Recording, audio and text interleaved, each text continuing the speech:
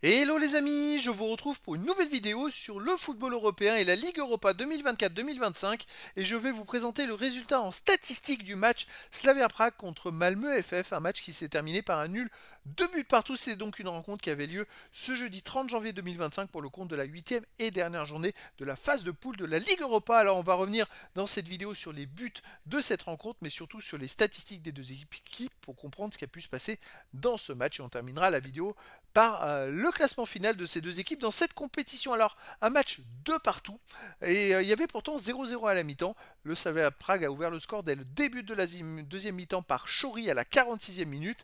Ensuite, Malmö a égalisé à la 69e par Ali. Ils ont repris l'avantage à la 71e minute par Bolin. Donc en 2 minutes, ils ont marqué 2 buts.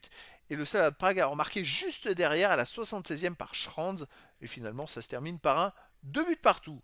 Alors au niveau des statistiques, il y a eu 60% à 40% de possession de balle pour le Slavia Prague, 384 passes tentées à 270, 300 passes réussies à 180, 78% de passes réussies à 66,6%. C'est quand même une domination de la part du Slavia de Prague. 14 occasions à 9 pour le Slavia de Prague, 17 tirs à 14 pour le Slavia de Prague. Par contre, 7 tirs cadrés à 6 pour Malmö, qui a cadré 50% de ses tirs, alors que le Slavia de Prague, ils ont cadré à peu près 35% de leurs tirs. 4 tirs contrés à 2 pour Malmö, un poteau à 0 pour Malmö, tiens.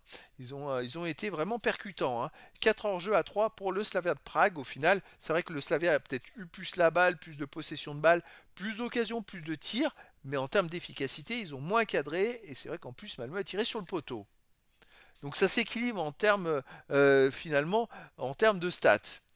8 corners à 4 pour le Slavia de Prague, 43 centres à 12 pour le Slavia de Prague, 13 interceptions à 4 aussi pour le Slavia de Prague, 16 stacks partout, 55 duels à gagner à 46 pour le Slavia de Prague, 5 arrêts à 4 pour le Slavia de Prague, 11 fautes à 8 pour Malmö, 4 jaunes à 3 pour le Slavia de Prague, aucun carton rouge. Alors c'est étonnant, mais quasiment dans toutes les statistiques, le Slavia de Prague a été devant en corner, en centre, ils ont ultra dominé.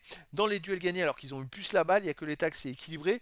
Les interceptions, Malmö a eu moins la balle, et pourtant ils ont fait que 4 interceptions. Ça, c'est assez étonnant comme statistique. Au final, c'est vrai qu'un 2-2, Malmö était plus piquant, on va dire, dans ses occasions de but. Le Slavia s'est peut-être plus battu, vraiment à cravacher, mais au final, il y a match nul entre ces deux équipes. Alors, le classement final ne change rien du tout puisque ces deux équipes étaient éliminées quoi qu'il arrive. Et c'est vrai que le Slavia de Prague finit 30e et Malmö finit 31e.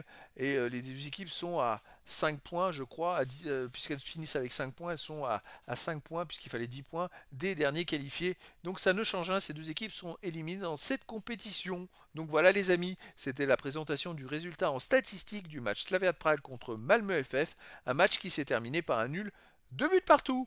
Voilà les amis, je vous dis à très bientôt pour une nouvelle vidéo.